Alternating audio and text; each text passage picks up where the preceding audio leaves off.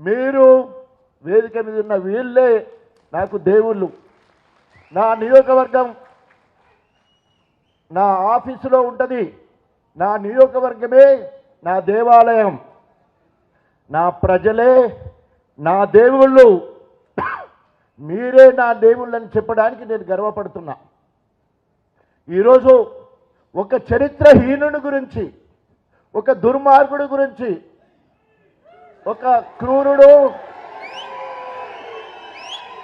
నికృష్టుడు, హీన చరిత్ర గలవాడు ఈరోజు ఒక గణపురం ఊర్లోనో, ఒక మండలంలోనో, నియోజకవర్గంలోనో, జిల్లాలోనో, రాష్ట్రంలో కాదు, దేశం మొత్తం ఇలా మాట్లాడుకునేది ఒక దుర్మార్గుడు గురించి. ఆ దుర్మార్గుడు కడియం శ్రీహరి. ఇంత నీచ రాజకీయాలు చేస్తారా? ఈరోజు బ్లాక్మెయిల్ చేయడంలో, బెదిరించడంలో, భయభ్రాంతులకు గురి చేయడంలో, రాజులకు రాజును ఏమంటారంటే ఎంపైరర్ అంటాడు. ఆ రకంగా బ్లాక్మెయిల్ చేయడంలో ఆయన ఎంపైరర్. ఎవరైనా నేను చాలాసార్లు చర్చలలో, టీవీ చర్చల్లో పోయినప్పుడు కడియం శ్రీహరి గారు కేసీఆర్ గారిని బ్లాక్మెయిల్ చేసి నా ఉప ముఖ్యమంత్రి తీసుకున్నాడు, బ్లాక్మెయిల్ చేసి ఎంపీ స్థానం పొందిండు, బ్లాక్మెయిల్ చేసి 2 సార్లు ఎమ్మెల్యే అయిండు, నా ఎమ్మెల్యే పదవి కూడా తీసుకున్నాడు. ఆఖరికి కేసీఆర్ గారు ఎంపీ నాకు ఇస్తాడంటే దానికి కూడా అడ్డుపడి అది కూడా రాకుండా చేసిన పెద్ద బ్లాక్మెయిలర్, చీటర్. వాడిని మనమందరం కలిసి తొక్కాలి. గణపురంలో తొక్కితే, గణపురం ధర్మసాగర్ కిందున్న బుడుగులో తొక్కితే,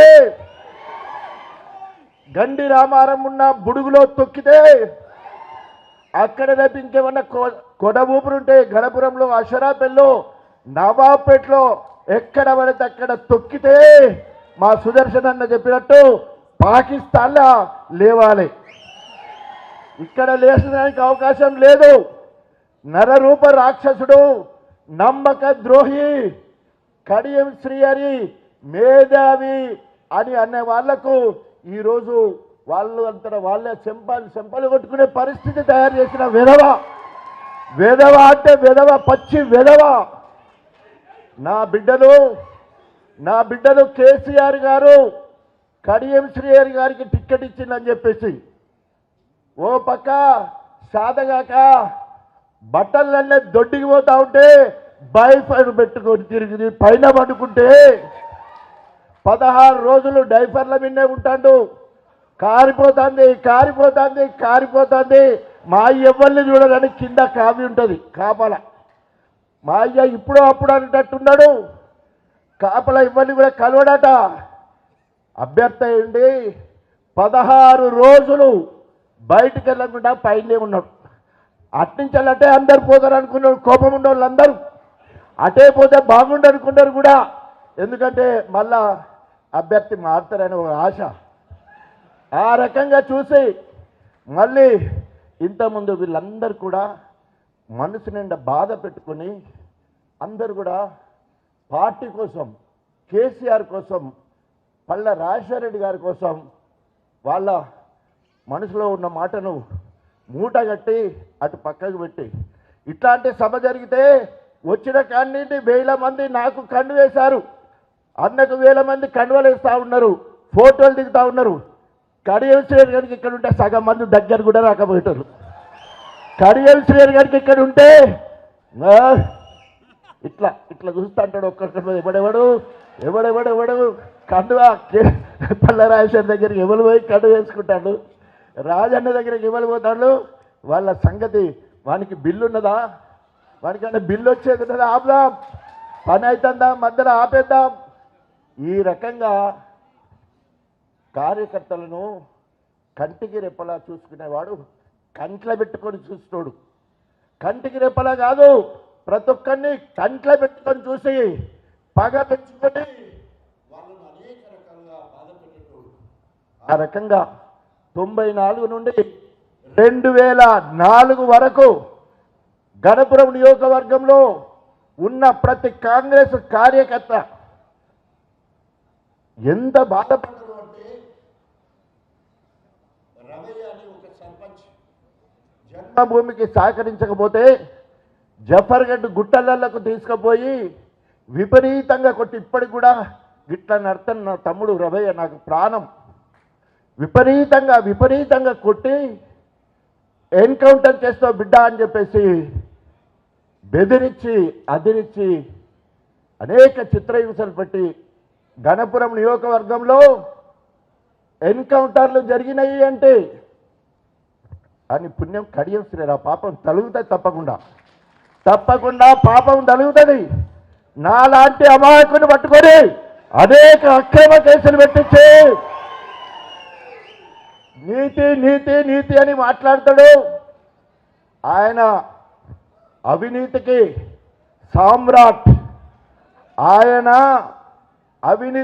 సామ్రాట్, ఒక తిమింగలం. ఆయన చేపలన్నింటిలో పెద్దది తిమింగలం. అక్కడిక్కడ ఎవరైనా ఉంటే ఉచ్చల చేపలు పట్టే చిన్న గురించి మాట్లాడతాడు. ఉచ్చలో చేపలు పట్టే చిన్న పరికల గురించి, చిన్న వాడి గురించి మాట్లాడతాడు. ఆ తిమింగలం. ఈయన మీద ఒక పుస్తకం రాసిండు, కల్నాయక్. 99లో ఆ పుస్తకం రావడం జరిగింది. ఈయన అవినీతి మీద. దయచేసి ప్రెస్ మిత్రులు, నీతి నీతి నియమని చెప్పేసి అనేక సందర్భాల్లో ఆయన మాట్లాడుతుంటే మా వాళ్ళందరూ కూడా ఈయన మన పట్లే ఉన్నాడు, మనం వాడిని నీతి పరడలు పోతే ఎట్లా మా వాళ్ళు కూడా మాట్లాడేది అప్పుడప్పుడు. నీతి నీతి నీతి అంటే ఆయన టీడీపీ నుంచి వెళ్ళి 94లో ఎమ్మెల్యే గెలిచినప్పుడు ఆయన ఇల్లు టీచర్స్ కాల్లో గచ్చు నేల, కిటికీలకు గోడ సంచులు. అంతకుముందు ప్యాకాట ఆడుతుంటే తెగిపోయిన స్లిప్పర్లతోటి మాసిన గడ్డ వేసుకొని పోలీస్ స్టేషన్లో కూర్చుండబెట్టిన చరిత్ర కడియం శ్రీహరిది. పేకాట ఆడుతుంటే దొరికిన చరిత్ర. ఇల్లు లేదు కరెక్ట్గా. కథం ఫస్ట్ ఒక మాట అంటాడు, నేను దయాకర్ ప్రకాష్ రెడ్డి ముగ్గురం కలిసి ఎన్టీ రామారావును కలవనికి పోతే పాస్ అడగడానికి పోయినాం. ప్రభుత్వం ఏర్పడిన తర్వాత పాస్ అడగడానికి పోతే, అరే ఇంట్లో నీకు మంత్రి పదవి వస్తుంది కదా, నీకు పాస్ ఎందుకు అన్నాడు నన్ను. అది నా తెలివితేటలు అన్నాడు. అరే విధవా, కడియం శ్రీహరి కాదు, కేసీఆర్ గారు 2014లో 58,000 మెజార్టీతో గెలిచిన తర్వాత మేము కూడా గదే పాస్కు పోయినాం. కేసీఆర్ దగ్గర పోతే రాజయ్యను పట్టుండి వాళ్ళందరూ వెళ్తారని చెప్పి, రాజయ్య ఈ రాష్ట్రానికి నువ్వు హెల్త్ మినిస్టర్ కావాలనుకున్నావు, కానీ హెల్త్ మినిస్టర్తో పాటు ఉప ముఖ్యమంత్రి ఇస్తున్నా నీకని చెప్పిన ఘనత కేసీఆర్ గారిది. ఎవరు గొప్ప దేంట్లో పోటీ పెడదాం, కబడ్డాడుదామా, డబ్బు పెడదామా, given subject, given place, given time, I'm ready to fight to you it anywhere anywhere. ఎక్కడ నువ్వు నాతో పోటుకొచ్చింది? నువ్వు 4,000తో గెలిస్తే 12,000, 33,000, 58,000, 37,000తో గెలిచిన చరిత్ర నాదిక్కడా, నా బలగం ఎక్కడా, నా మాదిగ జాతి ఎలా అడుగుతాను. ఏనాడైనా దళితుల గురించి, దళితుల బిడ్డల గురించి, మాదిగ జాతి కాదు నీ బయళ్ళ జాతి గురించి ఒక్క మాట మాట్లాడితే నేను ప్రత్యేక రాజకీయాలు ఉండా. నువ్వు దళిత ద్రోహివి.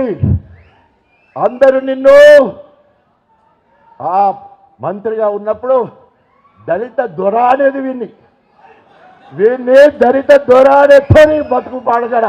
మాదిగోడు అని చెప్పడానికే గర్వపడాలి, దళితుని అని చెప్పుకోవడానికి గర్వపడాలి, దళిత పక్షపాతి అని గర్వపడాలి. నేను దొరాని దానికి గర్వపడతావు. నువ్వెంత నీ బతికెంత, మాదిగోళ్ళ దగ్గర పైసా. అడుక్కుంటూ రాయిలెత్తలేదు రాయిలెత్తలేదని చెప్తే లక్షలు చేస్తాడు. వీడు ఎన్నుకుంటాడు, వాడు ముందుతాడు. ఎన్నుకుంటాడు ఇంకెక్కువ. కుల వృత్తులను గౌరవిస్తాం, కుల వృత్తులను గౌరవిస్తాం. ఇలా కాంగ్రెస్ పార్టీ ఇద్దరు మాలలకు ఒక బయళ్ళకి ఇచ్చింది టికెట్. సామాజిక న్యాయం ఎక్కడా? ఇవాళ తెలంగాణ మాదిగలందరూ కూడా కాంగ్రెస్ మీద తిరగబడుతున్నారు. కారణం ఏంటంటే అప్పటికే ఇద్దరు మాలలకు ఇచ్చుంటే ఈయన బ్లాక్మెయిల్ చేసి అయ్యో నేను బీఆర్ఎస్ పార్టీ ఎంపీ టికెట్ వదిలిపెట్టినా, నా ఎమ్మెల్యే వదిలిపెట్టినా. మనకు పైకి చెప్పేది ఇట్లా, ఆశ వేరే, పైసలు తీసుకున్నది వేరే. నేను పోతే కేటీఆర్ చెప్తా ఉన్నాడు, పెద్ద ఆయన దగ్గర ఎంపీ తోటి పెద్ద మూట. కేసీఆర్ దగ్గరకు వచ్చి నా బిడ్డని నీకు చేతిలో పెడతానా, నువ్వు కూడా కొంచెం చిన్న మూట ఎత్తావా అన్నట్టు. అమ్మా వాడి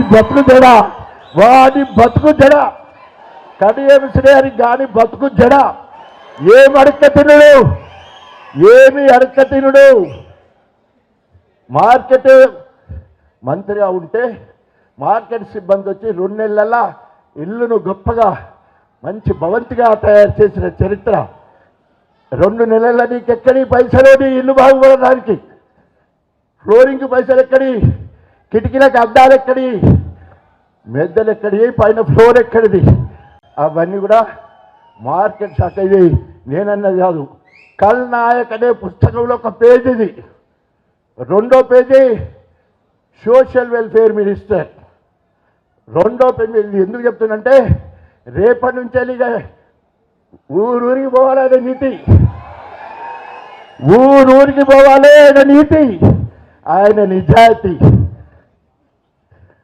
సోషల్ వెల్ఫేర్ మినిస్టర్లా హాస్టల్ ఉండదు, పిల్లలు ఉండరు, కాలేజ్ ఉండదు, రిటర్న్లో మాత్రం ఉంటుంది.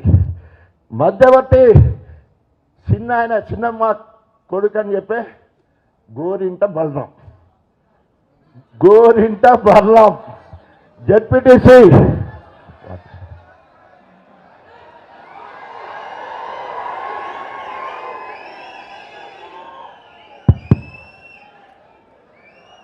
ఆనాడు వార్తా పేపరు చాలా గొప్పగా, అన్నిటికంటే ఎక్కువ మరి ప్రచురమయ్యేది వార్తాపత్రిక. మొదటి పేజీలో సగం కింద పేపర్ మొత్తం కూడా ఒక పక్క కల్నాయక్ ఫోటో, అంటే కడియం గాడి ఫోటో. ఇటుసారి గోరింట బలరాం ఫోటో వేసి గోరింట బలరాం కొండంత ఎట్లా అయ్యాడు హెడ్డింగ్. గోరంతా ఉన్న బలరాం కొండంత ఎట్లా అయ్యాడంటే సోషల్ వెల్ఫేర్లా ఏ పని జరిగినా గిన్నెలు బోర్లుగుంటే, పెట్టెలుగుంటే, పప్పు ఉప్పు చింతపండుగుంటే, ఏది కొన్నా కూడా ఆ పసిపిల్లల నోటికాడి బుక్క 10% ఈ రాబందుకి ఇవ్వాలి, 10% కడియమనే రాబందుకి ఇవ్వాలి. ఆ 10%లో 2% ఏమో వసూలు చేసుకొచ్చే బలరాంకు, 8% ఏమో కడియం శ్రీయర్కి.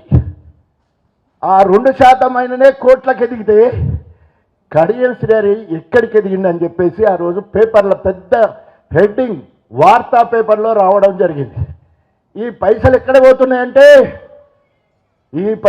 పోతున్నాయంటే అధికారులే పోయి బెంగళూరులో ప్రాపర్టీస్ కొంటారు, అధికారులే పోయి ఆంధ్రలో తోటలు కొంటారు. ఇక గారాల పట్టి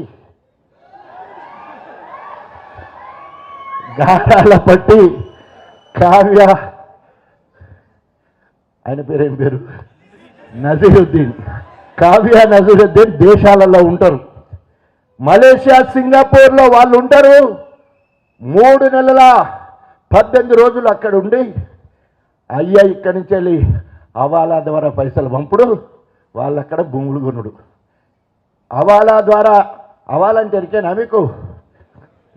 ఆయనకి ఎప్పుడో తెలుసు, 97లో కడియం శ్రీహరికి తెలుసు హవాలా. 97లో కడియం శ్రీగారికి అవాలా తెలుసు, పైసలల్లో 10%, 7%, 8% కట్ చేసుకొని ఇక్కడ ఇస్తే అక్కడ ఇస్తారు ఆ పైసలు. కడియం శ్రీగారి భార్య ఇద్దరి మీద ఒక అడ్రస్, కడియం శ్రీగారి ఒంటరిగా ఒకే అకౌంట్, 2 అకౌంట్లలో పైసలు ఇస్తారు. అక్కడ బినామీ అడ్రస్ మీద వాళ్ళక్కడ భూములు కొనిపెట్టే కార్యక్రమం. ఇది సోషల్ ఫేర్ మినిస్టర్గా ఉన్నప్పుడు. సోషల్ ఫేర్ మినిస్టర్ అయిపోయినాక ఇంకేంటిది ఎడ్యుకేషన్, విద్యాశాఖ, ప్రాథమిక విద్యలే. ప్రాథమిక విద్య అయినా కూడా అందరినీ పక్కకు పెట్టి డిఓలను, డిఈఓలను 23 జిల్లాలలో ఒక్కడేసారి మార్చేస్తే, డిఈఓలను మార్చేస్తే ఒక్కొక్కరి దగ్గర నుంచి ఈరోజు చాలా రేట్లు అవుతాయి. 2 కోట్ల రూపాయలు అవినీతి జరిగింది. అప్పుడు అన్ని పేపర్లలో కూడా రావడం జరిగింది. అది ఎడ్యుకేషన్ మినిస్టర్. ఇరిగేషన్ తర్వాత ఇదంతా కూడా అన్న సావాసంతో ఉన్నప్పుడే, అన్నేమో జిల్లా అధ్యక్షుడు, ఇప్పుడు నేను కింద చెప్తున్నా కదా, పాపాల భైరవుడు అని మొత్తం కూడా పెద్ద నాకు బాగా తెలుసు. ఇంకా మొత్తం ఎందుకంటే నాకంటే ఎక్కువ బాధ్యుడు. పర్వతగిరిలో ఏమేం జరిగిందో నాకు మొన్న ఒకసారి చెప్తూ ఉండే ఆయన కథ ఏందో కూడా. ఆ రకంగా ఎడ్యుకేషన్ మినిస్టర్గా ఉన్నప్పుడు డిఓల ఒక్కటేసారి అందరినీ ట్రాన్స్ఫర్ చేస్తే 2 కోట్ల రూపాయలు లంచం తీసుకున్నా. లంచగొండి కడియం. అటు తర్వాత ఇరిగేషన్ శాఖ అయిపోయింది. ఇరిగేషన్ శాఖ ఒక్కొక్క ఐడల్ ప్రాజెక్ట్ అంటే కరెంట్ ఉత్పత్తి చేసి ఇచ్చేదానికి పర్మిషన్లు. ఒక్కొక్క ఐడల్ ప్రాజెక్ట్ ఇరిగేషన్ మంత్రిగా ఉన్నప్పుడు 5 కోట్ల రూపాయలు తీసుకున్నాడు. ఎన్ని వందల ఐడల్ ప్రాజెక్ట్స్ ఇచ్చాడో వాటన్నిటికీ 5 కోట్ల ప్రాజెక్టులకు అన్ని పైసలు తీసుకున్నాడు. ఇవన్నీ కూడా టీడీపీలో 9.5 సంవత్సరాలు ఏకదాటిగా వరంగల్ను ముంచి వరంగల్ ప్రజల ఆత్మగౌరవాన్ని తాకట్టు పెట్టి మరి చంద్రబాబు నాయుడు దగ్గర కొట్టిన పైసలు అవన్నీ కూడా. అటు తర్వాత మధ్యకాలం పోయింది. మళ్ళా ఇవన్నీ మీకు అవుపడని ఆస్తులు. బీఆర్ఎస్ పార్టీకి వచ్చినాక అన్ని అవుపడే ఆస్తులే.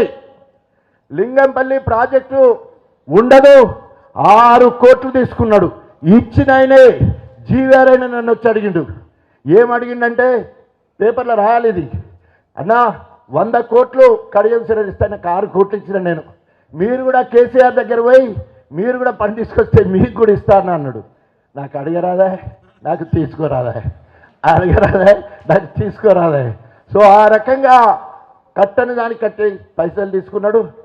ఇల్లు చూస్తే మనకి ఎట్లున్నదో మనకు కనబడుతుంది.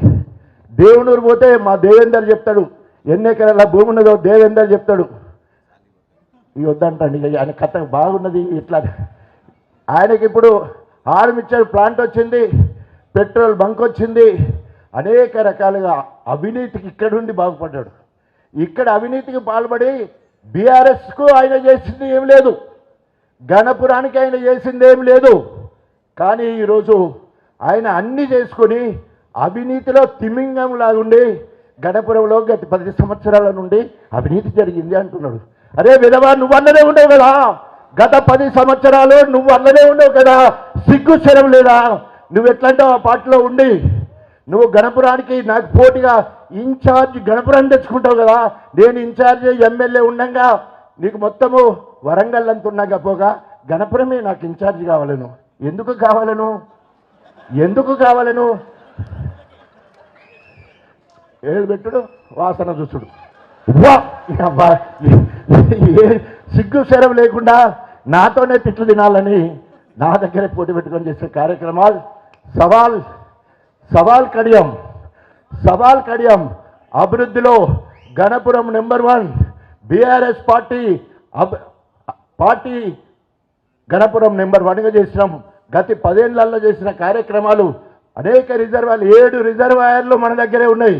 Dharmasagar reservoir, Gandi Ramaram reservoir, station Ghanpur reservoir, Sharapalli reservoir, Uppugalli reservoir, మా నవాపేట రిజర్వాయర్. అన్నికంటే ఇది చిన్నగా చెప్తున్నా, అక్కడక్కడ ఎండింది కానీ మా దగ్గర ఎండు లేదు. ఒక్క ఎకరం కూడా ఇళ్ళలే మా దగ్గర. అది రాజనంటే, అది రాజనంటే కేసీఆర్ గారి ఆశీస్సులతో, పల్లె రాజశేఖర గారి నాయకత్వంలో అక్కడో ఇక్కడో నీళ్ళు అందుతలేవంటే మళ్ళా 130 కోట్లు తీసుకొచ్చి మళ్ళీ పనులు జరిపిస్తున్నాం. ఎట్లనే బుద్ధి అవుతుంది నీకు అభివృద్ధి లేదని? కళ్ళ ముందు పచ్చని పంటలు కనబడుతుంటే, బళ్ళు కనిపిస్తుంటే, గుళ్ళు కనిపిస్తూ ఉంటే, ఇంత గొప్పగా పాలన జరుగుతూ ఉంటే, ఇంత మంచి పార్టీ ఉంటే సిగ్గుశరం ఉండొద్దు? పోయేదానికి సిగ్గుశరం ఉండొద్దు? ఇంకా చాలా, ఇది ఒక ఘట్టమే.